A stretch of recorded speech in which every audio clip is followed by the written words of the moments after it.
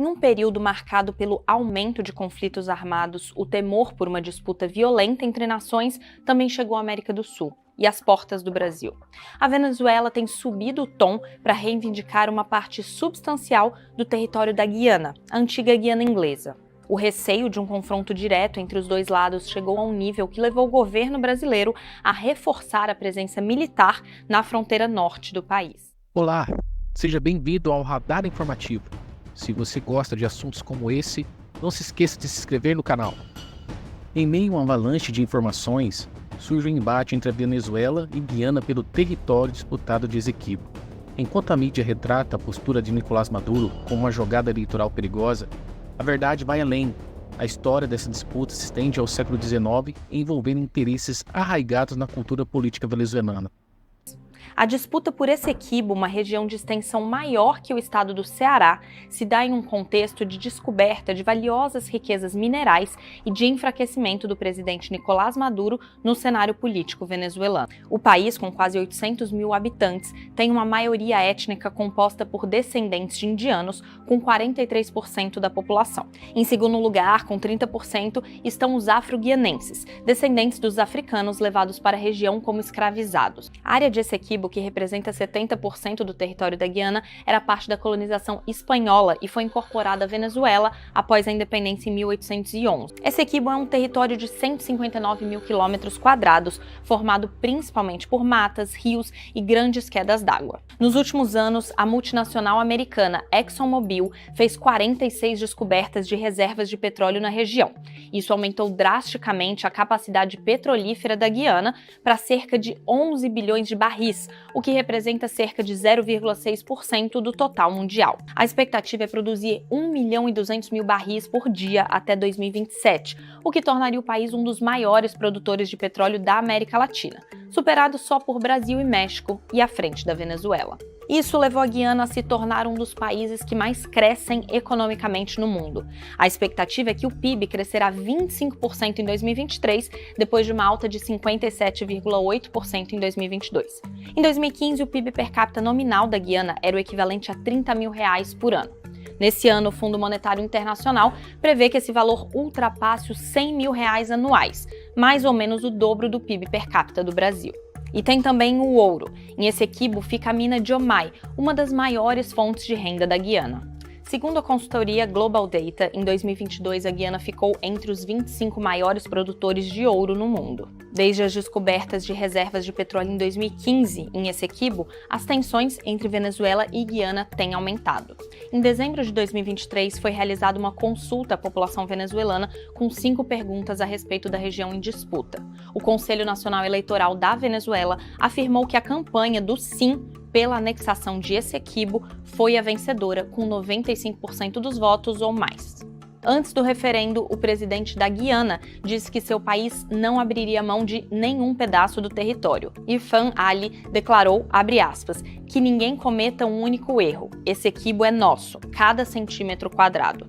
Outro fator nessa crise é a eleição presidencial venezuelana em 2024, que terá a presença de observadores internacionais para acompanhar o processo eleitoral. Phil Ganson, da organização International Crisis Group e que mora na Venezuela há 2 décadas, disse ao serviço em espanhol da BBC que a motivação para o referendo foi política. Ele disse o seguinte: Maduro é um presidente com pouca popularidade e enfrenta uma campanha difícil para sua reeleição no ano que vem. Acredito que ele esperava se aproveitar de um assunto que realmente congrega todos os venezuelanos, pois a grande maioria acredita que a região pertence a eles, mas a estratégia não funcionou. Segundo um integrante do governo brasileiro que falou com a BBC News Brasil em caráter reservado, o Brasil avalia que Maduro vem usando a disputa pela região como uma forma de unificar o apoio de sua base e ao mesmo tempo em que divide a oposição venezuelana. O governo brasileiro vem mobilizando diplomatas e tropas militares para evitar uma escalada na crise. De acordo com o jornal Folha de São Paulo, 200 militares e veículos blindados foram deslocados para a cidade de Pacaraima, em Roraima, na fronteira. Em uma declaração durante a cúpula do Mercosul no Rio de Janeiro, Lula ofereceu o Brasil para sediar reuniões para mediar o conflito. Eu gostaria de dizer que nós vamos tratar com muito carinho, porque se uma coisa que nós não queremos aqui na América do Sul é guerra. Nós não precisamos de guerra, nós não precisamos de conflito. O que nós precisamos é construir a paz, porque somente com muita paz a gente pode desenvolver o nosso país, a gente pode gerar riqueza e a gente pode melhorar a vida do povo brasileiro. Em novembro, Lula enviou o assessor especial para assuntos internacionais, o embaixador Celso Amorim, a Caracas para uma reunião com Maduro. Uma fonte ouvida pela BBC News Brasil diz que o presidente venezuelano teria tentado tranquilizar Amorim sobre as intenções do seu governo sobre a região. No entanto, a diplomacia brasileira segue preocupada com a possibilidade de que a via pacífica seja abandonada. Um confronto armado poderia provocar consequências indiretas para o Brasil. Augusto Teixeira, professor visitante da King's College London, diz para minha colega Julia Brown que a atual crise migratória venezuelana poderia se agravar. O Brasil já sofre repercussões indiretas da crise interna na Venezuela, com refugiados, com a Operação Acolhida, com o custo da territorialização, da interiorização dos refugiados venezuelanos dentro do Brasil.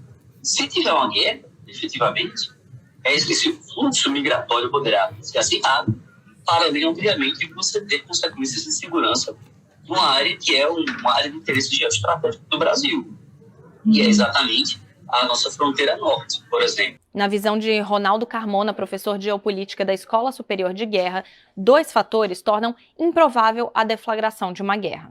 Então, acho pouco provável do ponto de vista militar, porque as dificuldades tanto operacionais quanto o envolvimento de outras potências dissuadem o Maduro a fazer a ação militar. A fronteira entre a Venezuela e a região de Essequibo é predominantemente formada por floresta densa, o que dificulta o deslocamento de tropas e viaturas blindadas. Carmona também acha que uma invasão poderia prejudicar a recuperação econômica com o fim de sanções dos Estados Unidos e, consequentemente, o plano de reeleição de Maduro.